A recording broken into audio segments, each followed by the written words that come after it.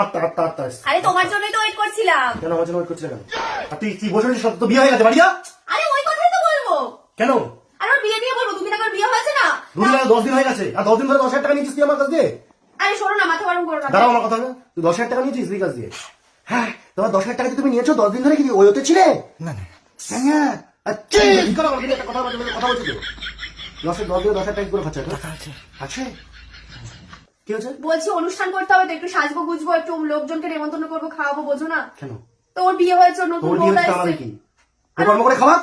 বাড়িতে নতুন একটা বউ আসলে কি হয় শোনা, একটু তুমি জামাইবাবু হও। আমি তো জামাইবাবু হই না, জামাইবু তো বুবু করে। শোনা আমার লেহেঙ্গা কিনতে 30,000 টাকা লাগবে। এর পিছনে আমি 30,000 টাকা, আগে 10,000 টাকা, এখন 30,000 টাকা। আমি ওই হোতলার জন্য আমি 40,000 টাকা খরচা করে দিলাম। শোনা এটা এখন কি করতে হবে? শোনা, তুমি এখন দাড়িটা কাটতে যাও, আমি এখন স্টুডিওতে যাবো, ভাই বাড়িতে থাকছে, দাড়িটা কেটে এসে ভাইকে নিয়ে তুমিও স্টুডিওতে পৌঁছে যাও।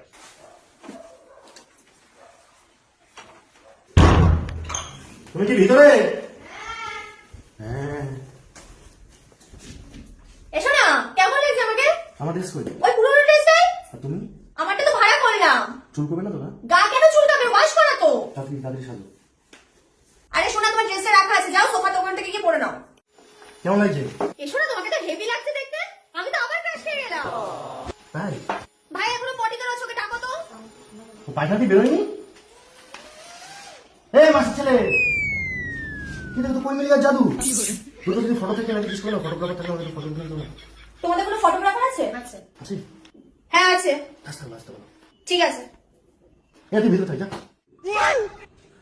দাদা, আজকে তোমাকে দেখতে খুব সুন্দর লাগছে। সত্যি? হ্যাঁ, বাবা, এদিকে আয়। আমাকে কি আনন্দ ফিল হচ্ছে, তুমি আমাকে চুমু খেলে। দাদা, তোমার মাসির ছেলে ফটো তুলবে। ও ফটো তুলবে? এই শুট করবে, আসো। তোমার হয়নি আজকে। নিচে করতে করতে এরকম করলে তো হবে না।